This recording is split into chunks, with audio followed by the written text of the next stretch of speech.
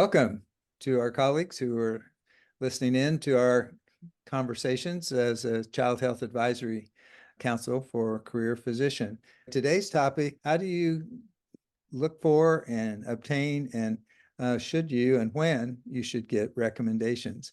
I've had the experience in my leadership roles of having faculty who I was very close to and very fond of looking and appropriately looking for new leadership roles and find that they'd been recruited and no one had ever inquired. And I always thought, gee, I had found getting recommendations very helpful, both to understand people's strengths and where I could help them be successful when they came to our organization. So I thought today would be a good time to talk a little bit about the value of recommendations and a little bit of information about that. Valerie, I don't know if you've had the experiences I've had, but do you find recommendations important? Oh, I think they're critical. I've had lots of experiences in both directions, individuals where nobody reached out, nobody seemed to want to get any reference or kind of assessment of sort of the trajectory of a faculty member. And I've had other situations where, the reach out has been so beneficial, most importantly to the candidate, but also to me. I mean, the one that's coming to mind is an individual who was chair of a department at the same time I was chair, who reached out to get my assessment of a faculty member they were trying to recruit. And I didn't think it was the right time for this faculty member. And we had a series of conversations around why they were interested in this individual, what the issues were at the institution that drew them to this candidate. And through the conversations, I became increasingly convinced that this was the right move for this young woman who was being recruited. And I also had I think a role in helping to outline kind of the support systems that needed to be in place in order for that individual to be successful. I was so committed to their career being a good one and one that led to really important leadership positions. And I got past the worry about this being a too early recruitment. And I really think that conversation, and actually there's several people on our panel here that I've had conversations similar around recruitment. I think that when you care about an individual, you've been committed to the individual's career, and they have a great opportunity, you again have a chance to be part of continuing to mentor them and to make opportunities for them be realized and for them to have great success, even when you're not sure it's the right time for them.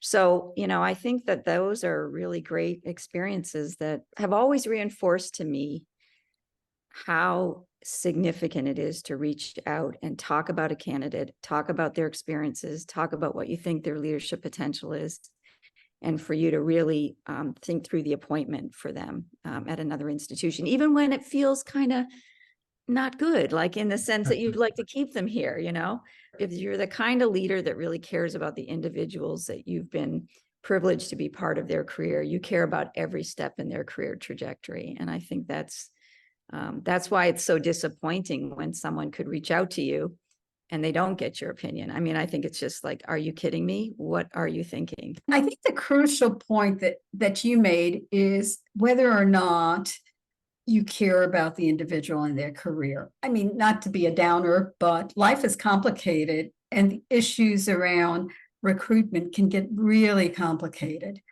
If at the center of our leadership positions, in terms of references, do I think they're helpful? Yes, I do. Okay. But who initiates it and how that conversation happens is really critical, because Valerie, you were very upfront in saying that, in fact, you weren't in support, but that you were open enough to be able to look at not what your self-interest or the interest of the department that they were in, but the interest of that individual. And that's really at the heart of this. I think that situations can be pretty complicated when, in fact, that's not the premise, when there isn't support for that faculty, which may explain why they didn't, reach out, or they asked, I don't know, we can envision many scenarios. So I think that checking ourselves within that reference process is going to be important. I've had some challenges with respect to when I've either called or been called, is that the opinion is not necessarily given freely, meaning that sometimes you're left to thinking, reading between the lines. That's where the judgment, and I'd love to hear from my colleagues, they're not willing to say, you know what? It really, the last time they were in my department at whatever level, in fact, it wasn't good. And so I'd love to maybe throw that question out to my colleagues to see, because I think that can be really difficult. And it may be that they suggest, for example, coaching immediately, the kind of support systems that can allow someone to succeed. And you may choose that path. Is it a red flag is a question in my mind, or does it help us to set up the support systems to sort of support success? So it's a question I leave out there because it's a complicated answer. So I'm going to respond because the scenario I described, I think, is the good extreme. In the middle is what you're describing, where somebody reaches out or you're in the process of getting a reference and you're not sure that you're getting accurate, honest information. But the worst extreme is they never call you. And that other extreme I have seen in spades. Really don't want to know and have a perspective. So, I think that that's the other extreme that hopefully we can put to bed. Anybody that's recruiting for any position who doesn't reach out and try to get references, and you should always start with the 3 to 5 references that you ask the candidate to give you. But at the same time, you have connections and you have people that you can reach out honestly and, to get some references. But the fact to not do it is just, to me, unconscionable. And I have seen many, many, many people burned. And I have been on the end of phone calls like, we're having all of these issues. I should have called you. And you never want to be making those phone calls to try and get perspective on what you didn't learn. But the part in the middle, I think, is where we should spend most of our time. You raise a really good point. Like, how do you get and solicit a good, honest feedback, even when it's very difficult for the candidate, that you're calling, or not the candidate, but the person you're refereeing, to put them in a position that's a safe position to give information to you that could be helpful. The other is just to raise, and I see Wesley's hand there, is the timing of that. I remember, and this was a wonderful experience, so I'm relating it as a good experience, where I was exploring the possibility of a leadership position. And I actually loved the interview, but I chose initially not to share with my chair that I was going, because I wasn't sure whether or not I was serious about it. And I went to the chair and I said, I had a wonderful interview, but I actually don't want to go anywhere. And he said, yeah, they told me already. They loved you. And so here, this is a good interaction because we had such a good relationship and trusting relationship. But the timing of that call is also something that perhaps we can answer. Usually I've been in the situation where we tell folks when we will be reaching out, so that if they choose not to proceed, that it hasn't jeopardized their position necessarily. But again, this is something that a conversation is merited.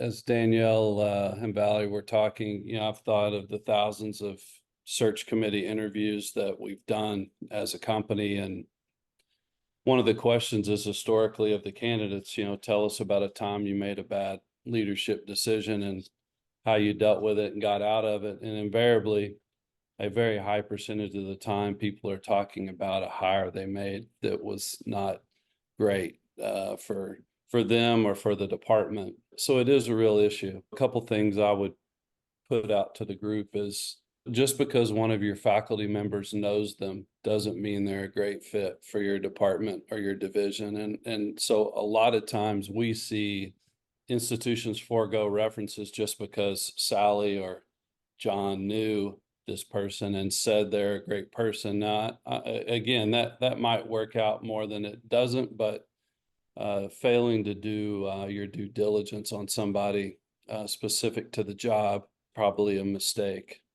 Danielle, to your example, checking people's references before they know you're checking them and calling in behind people is also a bad strategy. That's the quickest way from a recruiting perspective to lose a candidate, because it gives them a sense they can't trust you or your organization, and it's a tough thing to overcome in a lot of cases. So to bring the focus back to the candidate, if the candidate is coming from outside and you're looking to go ahead and reach out, one nice thing about COVID is now we do all of our initial interviews virtually, and I think many of you probably do the same. But at the end of that, if the committee decides to proceed, and the committee is arm's length from the chair, the candidate is then asked or told that it will be important to contact their chair. What would be an appropriate time to do that? And is there anything that they would like to mention that we should know about before we contact the chair? If the candidate is from your own department, we've made it a point with the annual review process to talk about growth and leadership, either within or without. Are you ready to move? Are you interested in moving up? And if so, what can we do to prepare you? Are there leadership courses or mentorship that can prepare? So keeping the focus on the candidate in both directions will make for a more positive search.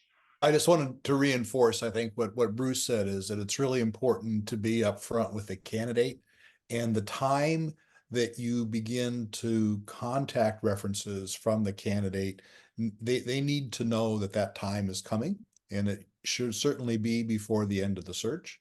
And a good time to have that conversation is when you have the conversation with the candidate about the references that they're putting forward, which I think is a really good time to introduce the fact that towards the end of the search, you're going to be contacting other folks that you may know within or outside their institution. But it really is important to let the candidate know that, because many of the candidates have a confidentiality. And when the search is moving to that phase, you don't want to sort of be backdooring them, and because that can end up causing a lot of discomfort on the cause of the candidate and make it more difficult for the recruitment to be successful. One other issue that sometimes comes up, and I think that, Danielle and Valerie sort of alluded to it, and I don't find it a particularly easy one to deal with, as you're in a leadership position in an institution and an individual you hear and are certain an individual is being recruited, and you have information that you think is important for that institution to know about. The candidate has perhaps been the target of sexual harassment investigations, or more than one sexual harassment investigation. And is that the sort of information that you think the recruiting institution needs to know? And that decision is not particularly an easy one to make, and oftentimes requires getting a perspective. You are fiduciary for the organization that you're representing, and perhaps talking with counsel, what should be talked about, what can be talked about. And it's not a decision that should be made lightly. That's a hot topic there. When I was recruiting individuals and when we were I really respected their privacy until we were interested to the point where I asked if they were ready for us to check their references. But I always said, have you talked to your chair? If you haven't, I encourage you to, because I will be calling your chair. I want you to know that. And I always really felt good about a candidate who said, oh yeah, at this point, I've talked with my chair and let her or him know that I'm looking at this position, because I knew that if I hired them, they would probably be honest with me when they were looking. It was a very, very positive thing.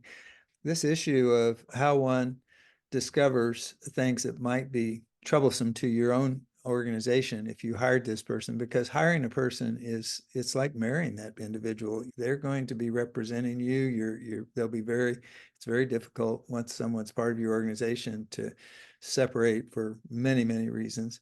I want to emphasize 3 points. I think first, yes, it's absolutely essential to check references, and many people don't. It's just unbelievable, Valerie. It's just incredible that this doesn't happen.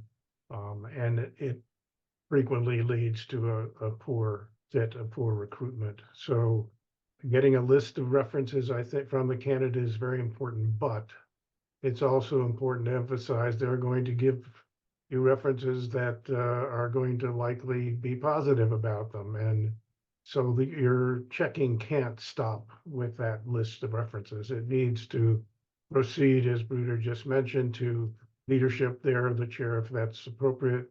But it also needs to include, and I usually try to do this, contact with someone that you, the recruiting leader, know at the institution, and ask them about the candidate.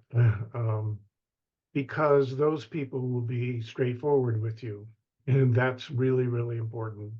I have made significant mistakes in recruitment because I did not do that, or because I did not listen to what I was told.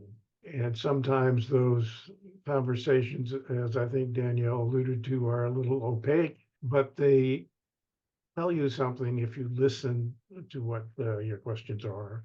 To be specific, yes, Bruder, I think you should always ask about integrity, honesty, and communication.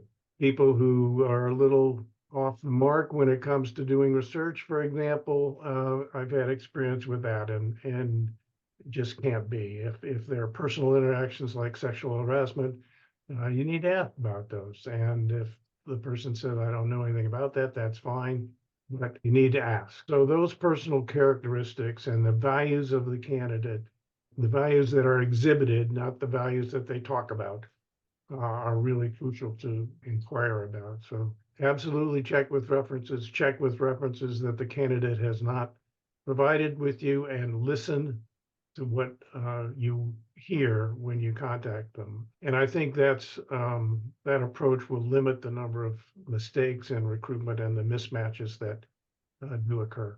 I agree wholeheartedly with Arnie in terms of the references, the list given, and also those who are not on the list, but who would have something to contribute.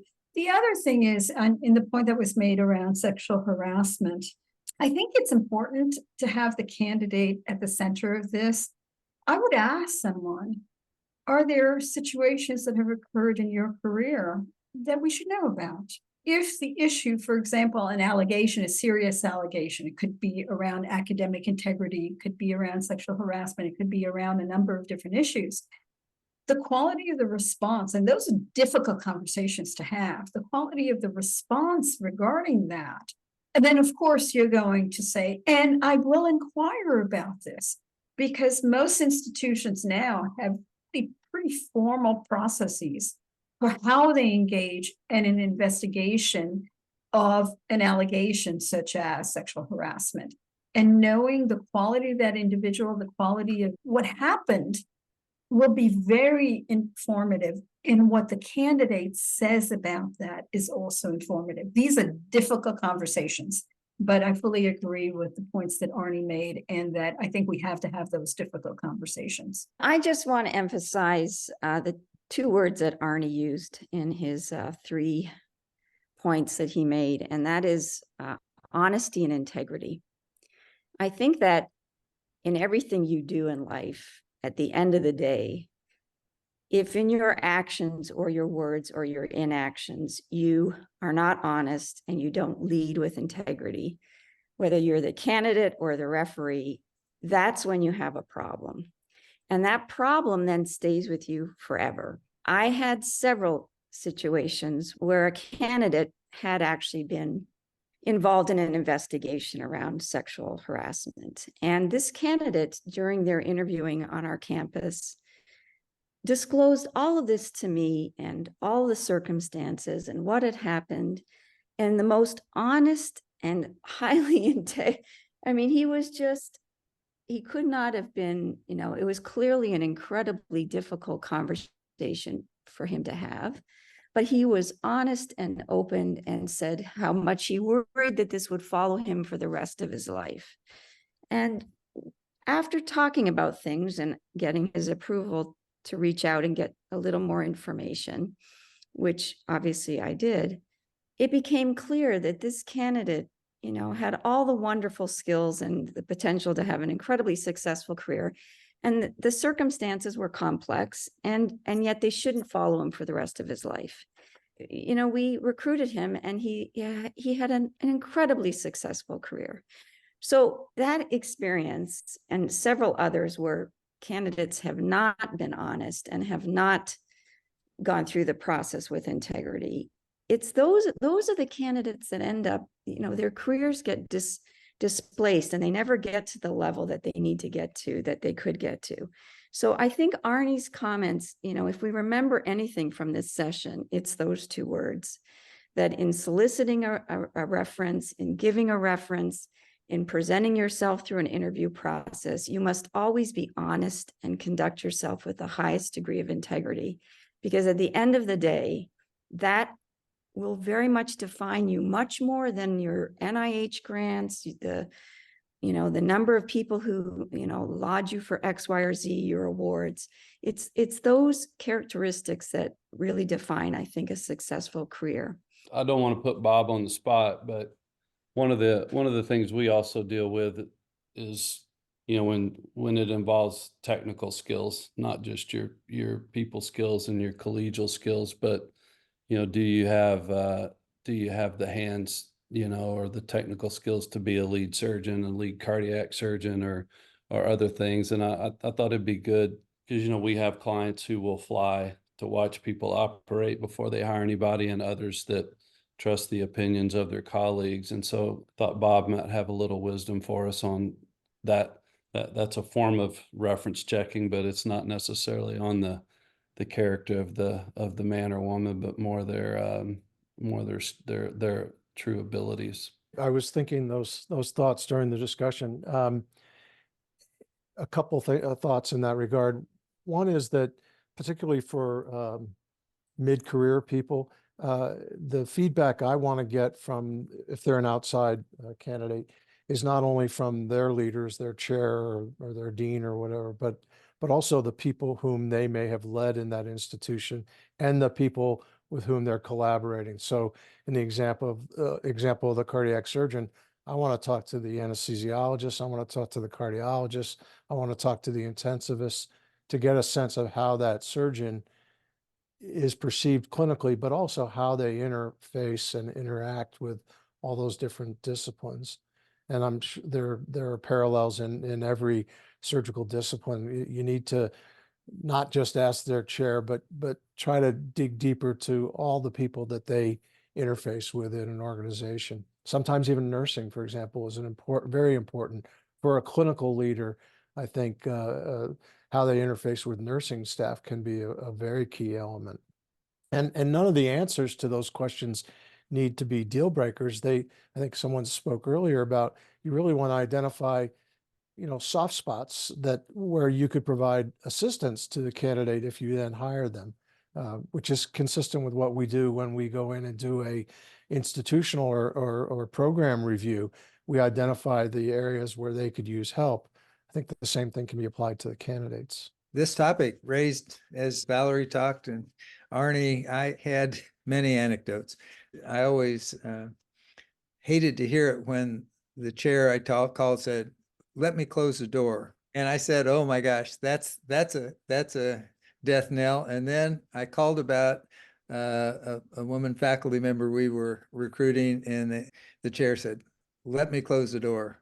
And I thought, oh, she was wonderful. What happened? And chair said, "If she leaves, the morale of our department's going to bottom out." And so even that's not a dead ringer. Well, I want to thank everyone for their conversations, and I think this is a discussion that we could talk about further at another time. But I really appreciate everyone's input, and thanks for those that are listening to this on our career physician website, and encourage you to look at other conversations that might be helpful to you, at least from our experience. So have a wonderful day. Thank you.